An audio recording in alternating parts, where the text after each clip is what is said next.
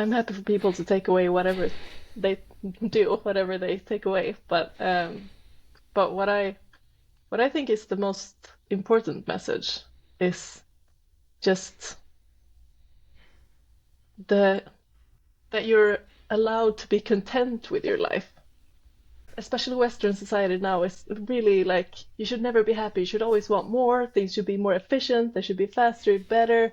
Everything should, you should always aim for more. You should never be happy.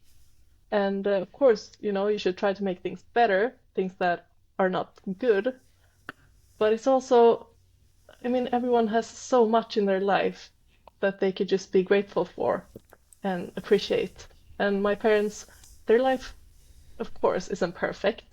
They have, some challenges with their with their things, but their attitude toward this is just still gratefulness and contentment, and they've made their choices and they're happy with it. Like my mother says in the end, just live where you are and enjoy what you have. And I think that's the most important message because it's so easy to miss. Hey folks, thanks for tuning in to the final episode of the year for Ecosystem Member. I think you're really going to enjoy this episode. Our guest is the filmmaker and artist Maja K. Mikkelsen, and the occasion of our conversation is her latest film, The Last Observers, which comes out today, December 18th, in the United States, and has already been out in Europe. It's a brilliant portrayal of a Swedish couple's commitment to record the weather every 3 hours, every day, for 36 years. And for you bird nerds listening, they're based in Falsterbo, one of the top destinations for observing the autumn bird migration in Europe, where they actually initially started their life together ringing birds. And the couple, Karin and Lennart, also happen to be Maja's parents. I really love this film because it shows another way. The way I see Karin and Lennart is as a different sort of activist. They have a deep commitment and gratitude for what they have in a Western society where the prevailing attitude is for faster, more, and better. They also show deep commitment to each other and to the more than human world. Every day, every third hour, for 36 years, they recorded the weather. And before they took over the weather station, they worked so they could volunteer for free to ring birds in Falsterbo.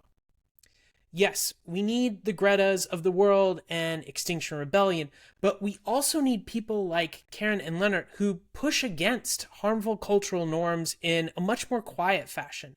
Not everyone can or wants to lead a march or get arrested through civil disobedience or, free solo El Capitan in Yosemite. This film shows that there is more than one way to live and have a relationship with nature and the more than human world. We've talked to some amazing artists this year, and I'm glad we are ending the year with one of the most thoughtful.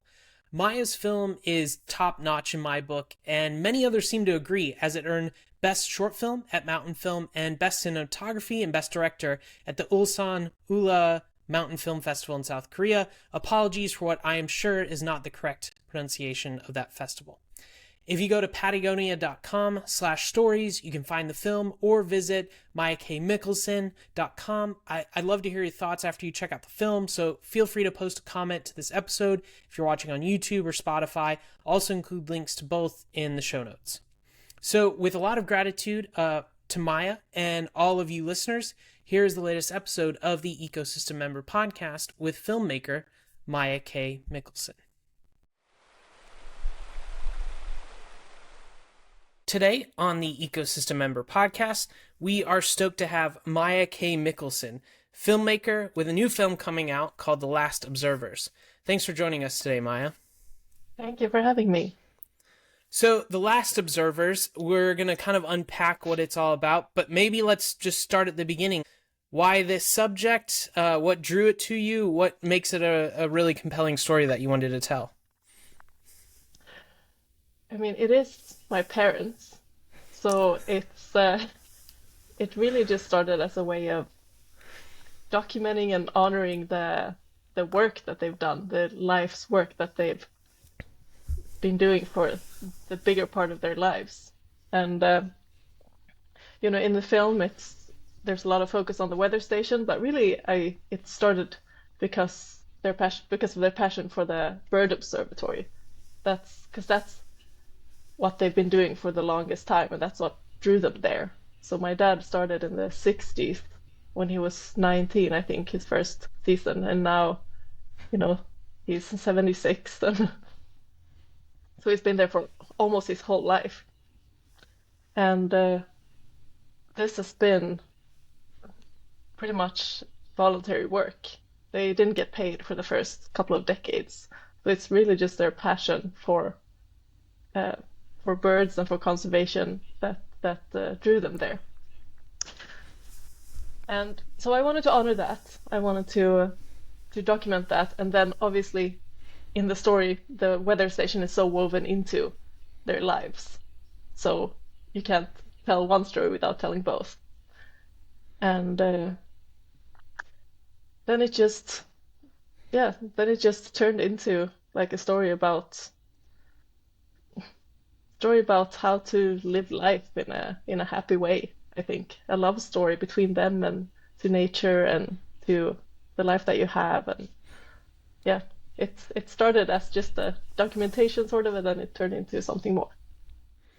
What I thought was really interesting watching the film, and you kind of touched on it there, is it's almost like sort of the more than human. The birds and the weather are like a third element in this relationship between your parents. So you mentioned there that your father came, you said you think when he was 19, to this place in Sweden for the birds, and then it grew into the weather station. So can you talk a little bit about that relationship? Like, how did it start? When your mother sort of entered the picture, and how that changed the dynamic, and how it all came together. And I know part of this is in the film as well, but if you can kind of give us the overview of it for those who haven't seen the film yet. Yeah, absolutely. And the background is not really, we don't go so deep into the background in the film, so I can definitely tell how they ended up there. So my dad he got into bird watching in middle school, I think, something like that. He was quite young. He had a classmate that took him out, and the classmate, in the beginning he was thinking kind of, what's this, looking at birds, boring. But then this classmate took him out, and then he saw like some birds that were really cool, and like some predatory birds, and then it was like, oh, this is actually kind of fun. And then just went out, yeah, doing it more and more. And eventually he found Falsterbo, because this is a very popular place for bird watching, because it's the like very southwestern tip of Sweden. So Sweden's very long and narrow, and then at the end it turns almost into a funnel for the birds, because the birds don't want to fly across the water if they can avoid it, because water is dangerous. You can't land on the water. So they stay on land for as long as they can, and eventually they end up in Falsterbo. So in the falls, you get a lot of birds gathering in Falsterbo to eat and rest a bit before they take that journey across the water. So my dad went there, and then he met these ringers, and he tried it out for a season. I think he was there probably looking at birds for a while, and there's like a little hostel connected to the bird station that you could stay at. So he met other ringers, and then he tried it out, and then, like he says in the film, then he was like, yep, I want to do this. Then of course his parents were like, that's not a real job. You have to go to school, get an education. So he did become a teacher to please his parents, and I don't think he worked a day. As soon as he was done, he went back to the bird station, and then they realized that, okay, this is gonna happen.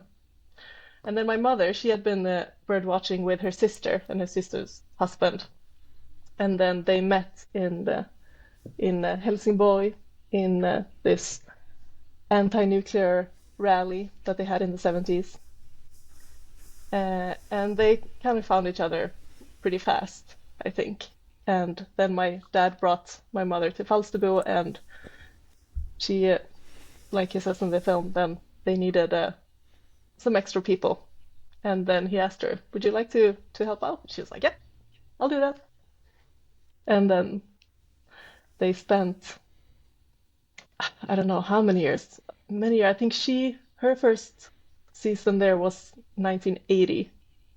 So at least 7 years they spent working at the bird station in the spring and in the fall when the birds migrate.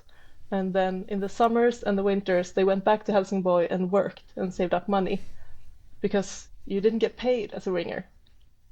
So in order to do this work, which is still very much work, they had to actually save up money to be able to go and do that. And that's how passionate they were about it, that they would work, save up money, and then spend that money working with the birds.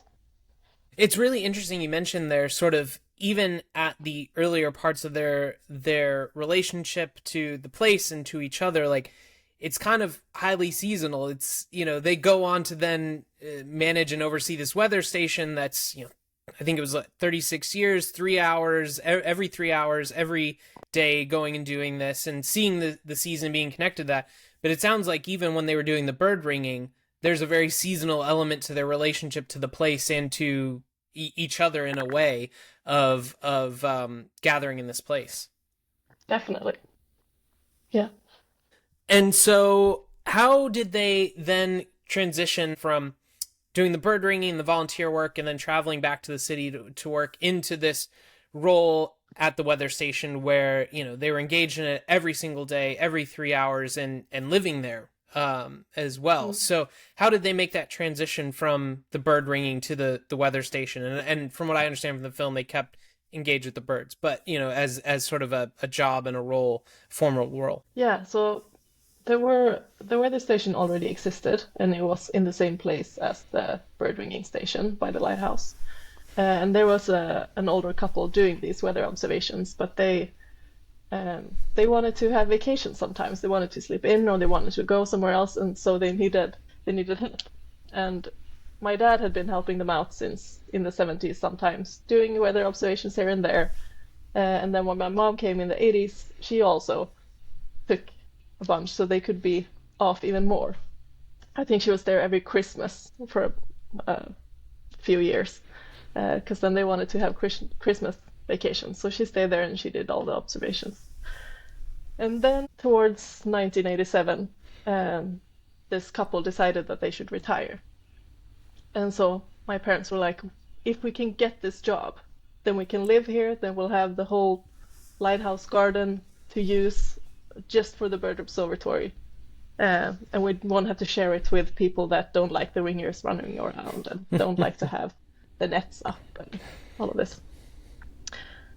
So they tried to get the job, and then SMHI, the weather organization, they said that they won't give the job to an unmarried couple. And my parents were unmarried. But they solved that very quickly and just got married. And then I think they also got like a good word from the head of the bird station, pushing for them to get this job, and eventually then they did. So from 1987 they got the weather job, and then they were able to utilize the whole lighthouse garden to have classes, bird ringing classes inside the garden, and because they had to be outside before, and it's very windy down in Falsterbo, but by the lighthouse you have all these trees, so when you have the classes inside of the garden, it's much better, much easier. Yeah, and that's when their life as it has been started, kind of. It's really interesting because we see in the film sort of over these decades being so tied to a place, and also with the element of the birds in addition to the weather, just sort of keen observation. And, towards the end of the film, we see this shift where they talk about they're observing sort of the earlier arrival of migratory birds, more extreme is in the weather patterns. It says, I think, something about like the importance of observation and paying attention. Mm-hmm. The film's titled The Last Observers, but like, what do you hope people take away from the film? Like, do you hope people think more deeply about the places they exist in? Do you think that we need to think more about observation and paying attention to the natural and more than human world around us? What do you hope people take away from The Last Observers? I mean, you can I'm happy for people to take away whatever they do, whatever they take away. But what I think is the most important message is just the that you're allowed to be content with your life. Especially Western society now is really like you should never be happy. You should always want more. Things should be more efficient. They should be faster, better. Everything should, you should always aim for more. You should never be happy. And of course, you should try to make things better, things that are not good. But it's also, I mean, everyone has so much in their life that they could just be grateful for and appreciate. And my parents, their life, of course, isn't perfect. They have, some challenges with their with their things, but their attitude toward this is just still gratefulness and contentment, and they've made their choices and they're happy with it. Like my mother says in the end, just live where you are and enjoy what you have. And I think that's the most important message because it's so easy to miss. You know, people talk about living in the now, and that's really what it is to just shift your perspective on your life a bit and see all the good things that you actually have in it. Where do you think that came from for them? You talked about sort of the opposite as sort of the prevailing Western worldview of needing more and wanting more and pursuing an ambition and all of that versus this contentment. Where do you think that contentment that they have and sort of demonstrate in the film, where do you think that came from? That's a great question. I don't have the answer to that. But I do think spending time in nature kind of gets you towards it because being out in nature and being away from all the distractions of everyday life, it makes you calmer. Being surrounded by nature just calms your body because we're meant to be in nature. We're part of nature. So I think that they got to do that every day. And of course, that's not everyone has the chance to be outside all day. So that's also very, very lucky. Um, but I do think spending time in nature helps you get there to appreciate the world around you and to feel connected to it. But I think it's also just a conscious choice that you can make, that you can train yourself to do, and or at least I hope so.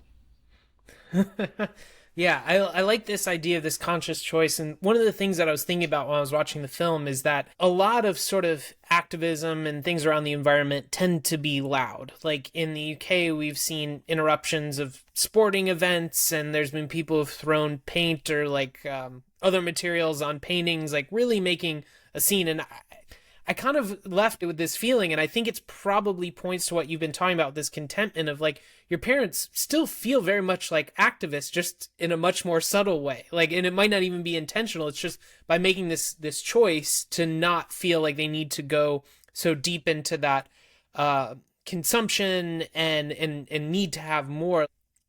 As a filmmaker, capturing and telling the story, is there a space for this sort of activism in a world that's like very loud and noisy and full of social media and like attention seeking? Is there a space for this to be an example for people of a different way? That's a really good question, and I think it's really hard to answer. But I think both types of activism is needed because we do need big structural changes, and that has to come from people in charge to make decisions. And in order to change their minds, we need the loud activists. But I think, on the other hand, everyone not everyone is cut out to be a loud activist. And for those who aren't, I think this type of quiet activism, as you call it, I think it's also doing something. I think it's not as obvious the impact that it has. It's much smaller, it's person to person, the people that they meet or the people that watch this film. But I have gotten some beautiful comments from people that have seen it, telling me that they really, weeks after, that they've actually like changed their perspective on their life a bit, and that maybe they don't need to buy this thing, or maybe they don't need to do that other thing. And that's, I mean, I was really blown away to hear that. I was like, really? My little film made a change in your life? That's insane. Um, but so I think there is a point to it. I mean, they never buy anything unless they really, really need it. They're like their carbon footprint is tiny. They bike everywhere. We always had to bike everywhere as kids, and that they are very much very environment aware, and they have been since back in the 60s or 70s, before the climate became a big topic, big mainstream topic. But then again, like I said, that's not the only thing that's needed, because the solving the climate crisis is not only on the individual, because the individual can't do so much. It's still, the world that we live in. If you really want to live sustainably, you have to really take yourself out of society in a way that's not possible for many of us. And I would really love to hear your thoughts on this, because I thought that was a great question. Yeah, I mean, I think it's really interesting.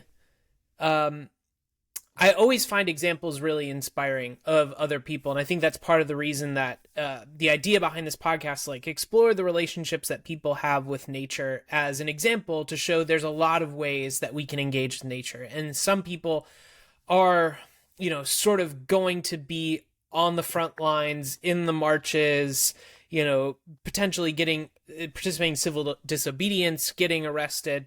And then there's other people who show a completely different way to go about things. And I was really lucky when, during my career, I've had a lot of great mentors, and one of them was a former Buddhist monk who talked about sort of different ways that we can engage with the world around us. And I think just having those examples is incredibly important when we think about how not everyone, to your point, is going to engage in the same way. And so when I saw the film, I saw, it's kind of sad in a way, because, spoiler alert, the weather station is closing. At least the human part of it is. It's going to be all automated. So it does feel in a way like their example is of a time, but I think it has a spirit, which is another way for people to say, because I think a lot of times people get confused around sustainability and being environmentally conscious with, I need to buy better things. Like, we live in a capitalist society. Our answer is always buy something better. Like, it's made out of recycled material, or it has a lower carbon footprint for that reason or the other reason. And just talked about how your parents bike everywhere and don't buy anything. And it just shows another way to do this. And while many of us might not be able to realize that to that extent that your parents do in the film, I found it really inspiring in the sense of, you can have a connection and show an example for people that feels very authentic. I did ask the question to myself, if you as an artist and filmmaker weren't there to capture and tell this story, would anyone have told their story? And what would the world be missing if we didn't have this example there? So that was kind of like, when I saw the film, I was really touched by just how the quiet things, and this is, it very much relates to a lot of what we see in nature, is the quiet things. This is a terrible quote from that movie Walter Mitty with Sean Penn and Ben Stiller, but he's like, I think he's viewing the snow leopard through his camera, and he's like, the beautiful things don't seek attention. And I kind of feel like that's your parents. Like, it's their relationship is beautiful, their relation to this place is beautiful, and to the birds is beautiful. And it's done in such a way that I think a lot of people would find it hard to find fault in it. Like, this conscious choice that they've made. And I think it's beautiful that you've brought it to life so that people can see and observe it and have that example there. I think there's huge value in showing these alternative examples for folks. And so, I think it's really interesting because I was checking out your website, and you're a filmmaker, yes, and this amazing little film that you've put together, Last Observers, but you're also an artist. And I think I read that you also have a bit of a background in marine biology. Yep. So you've mentioned a little bit about how you think about your relationship with nature in the more than human world, but how do you think about sharing that? How do you think about maybe being an example, or is the example in sort of the way you focus your artistic efforts? Like, how do you think about and express that relationship with nature? I think my relationship with the nature is just, nature is home to all of us. And I think I find it kind of problematic how we talk about ourselves and then nature as a separate thing. That we go and visit nature or we spend time in nature when we are part of nature. So even if I'm in a house, this is part of nature because I built it and I'm a part of nature. Or I didn't build my house, but you get my point. Even the middle of the city, that's nature. You have nature everywhere. There's plants growing through the asphalt, and you have, plants in your apartment and everything. Everything is nature. And then you have the untouched nature, of course, which, this is what we usually mean when we talk about nature. But I think that we really have to let go of that mindset that we're not nature, that we're separate. Because why would you care about conserving what's way over there when you're over here if you don't understand that you are part of it? And taking care of nature is, taking care of ourselves. It's a terrible quote, but it's true. We're not taking care of nature for nature's sake. We're taking care of nature for our own sake. To sort of wrap our conversation here, the film ends and the weather station is being automated. What are your parents doing today? We don't really see like what they're up to in present day 2024. Like, are they still ringing birds? Are they out there with binoculars? Are they still doing their own weather measurements? Like, what are they up to today? Well, they're not ringing birds anymore. They've left that behind. So they have new people taking over that part. But otherwise, their life is pretty much the same. There's not a big difference. My mom is still up every morning before sunrise, and my dad has a monocular set up in the living room where he watches the seagulls that have a nest on the neighbor's roof. It's not like, oh, now we're free, now we can go and travel and do whatever we like. No, they're still happy. They're still content to be where they are. And how did they react to the film? I assume they've seen the final thing? Yes, of course. Yeah, I was a little bit nervous when I showed it, just because they were so hesitant to be filmed to begin with. But they received it really well. They like it. They think it's an accurate representation, and that makes me happy. Yeah, accurate representation almost seems like the perfect compliment from them because of their history with weather observation. Is like, if you captured it accurately, that's almost, I don't know, it feels like some of the highest praise they could possibly give you. Yeah, absolutely. Awesome. Well, thank you so much, Maja, for joining us today. We'll make sure that when we release the episode, we include links to the film so folks can check it out. We'll also include links to your website so they can check out some of your other work as well. But I encourage everyone to go check out The Last Observers. It's a beautiful film of a really great example of another way to engage engage nature in the more than human world. So thanks for making it, and thanks for joining us today, Maja. Yeah, thank you so much for having me. It's been really nice chatting with you.